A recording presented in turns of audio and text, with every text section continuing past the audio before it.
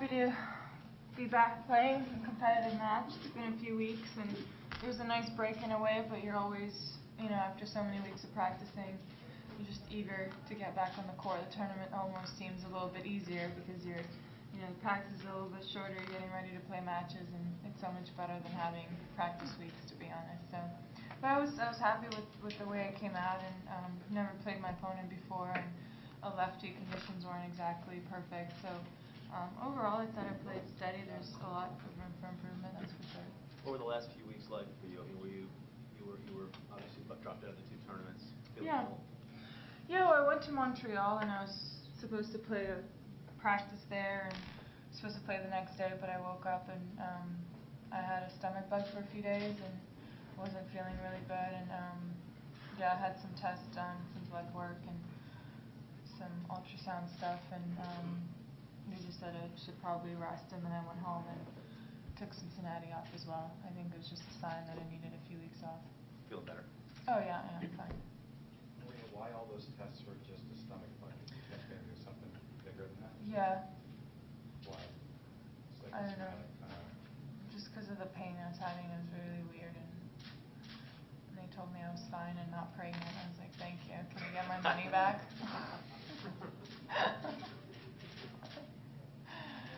So the night before the Olympic final, how bad was the pain? It was okay. That didn't pass the smell test. What was it like? I mean, was it a serious pain? Did it impact your play? Well, it was worse when I got to Montreal, but it was just something. At the end of the day, I think it was some stomach bug, but then I thought it was getting better, and then I started eating like the normal Maria, and it wasn't better. So.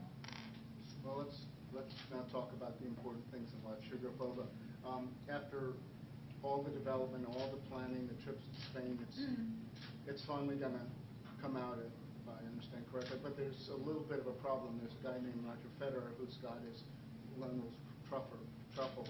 Right. As a marketing person now, how would you tell the American public to try Sharapova instead of Roger's?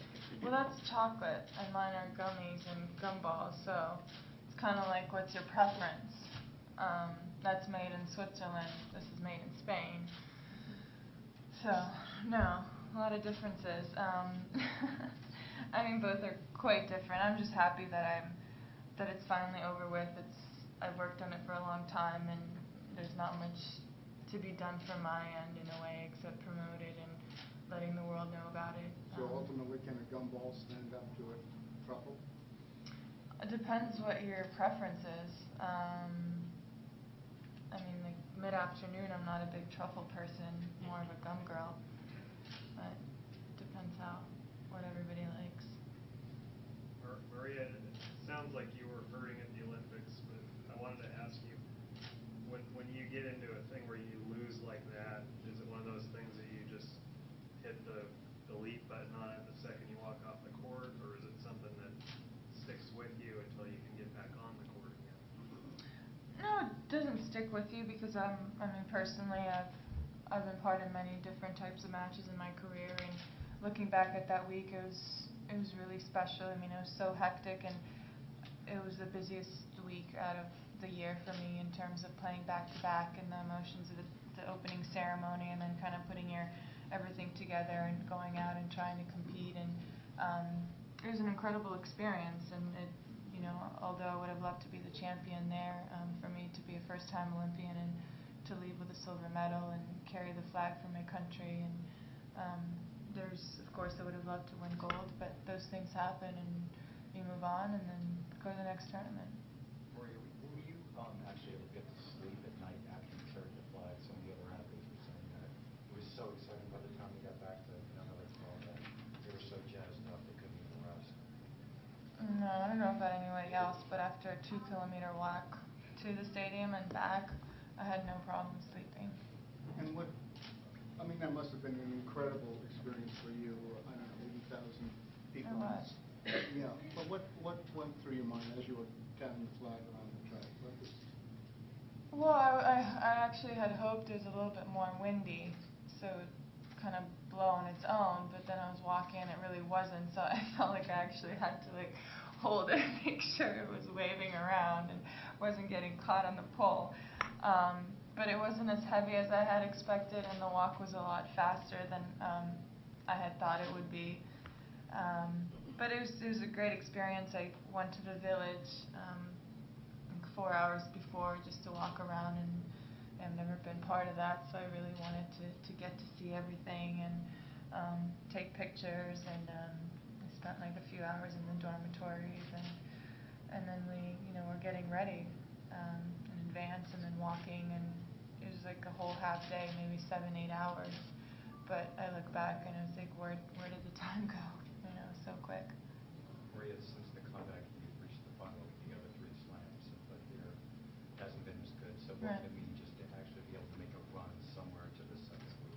Yeah, exactly. I haven't been far here and past the second week, and I mean past the first week in a long time, and I would love to get that back. I haven't played at a level that I wanted to play here. I mean, there shouldn't be any reason why I can't. Having the success that I had for a few years and winning it in 06, but that's certainly something I'm looking to get back.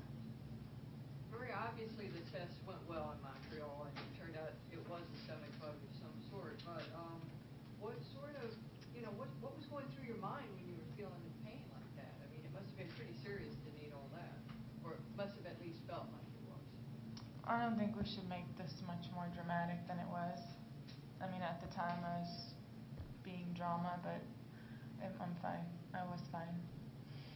In your years here, you worked with a lot of individuals like Nick, Lansdorf, then you trained a lot of years with Michael Joyce, and of course Max has been with you for a long time.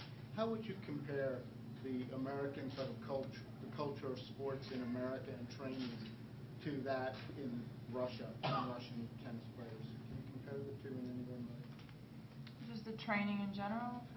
Well, just the culture of sports. Here it's so dynamic, it's so individualistic, there's a real economic engine to it, and I'm less familiar with Russia, but can you just compare the cultures?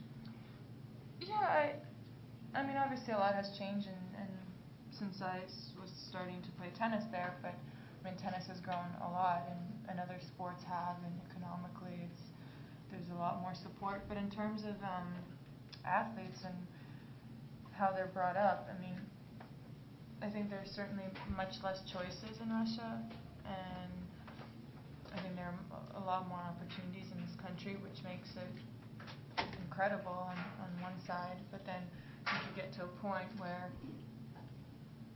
you have to decide, or kind of the people around you, because you're at a young age, you can't make those big decisions, but you really have to decide what you're going to dedicate your life to, whether it's sport, whether it's something else, and whether it's something that the kid actually loves doing, or it's something that their parents love taking their kids to do. So I think because it's great that it makes it for a social and healthy lifestyle of having a kid play soccer and baseball and football. And I mean, I have a family friend, I can't keep up with their schedule. Their kid is like all over the place. I mean, she's driving here, there. It's insanity. But you get to a certain point where you really have to commit to that one sport if you're really serious about it.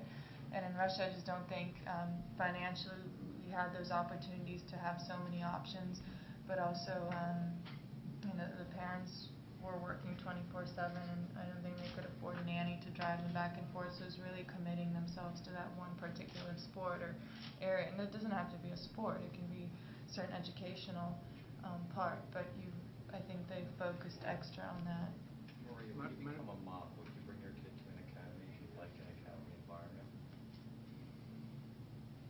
That's a tough question.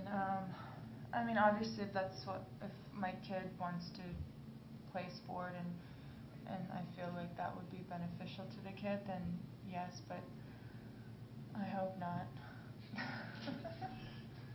Maria, to keep playing tennis day after day, it's something that helps you not to think too much about your upcoming marriage, wedding, or no? I mean, it's something that normally for a woman is a big waiting, a big moment, and you don't have almost the time to think about what's going on.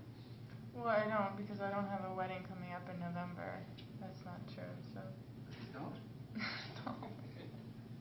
I'm definitely not getting married in Istanbul in November. No, but you need, not in this year, anyway. No. Okay. I'm so surprised everyone believes this, or believed that. Thank you. Sure. Маша, скажите, сегодня чувствовали себя немного жалко, критической состоянии по играли первый оценок матча? Конечно, да, первый матч всегда тяжелый, особенно против соперницы, против которой никогда раньше мы не встречались.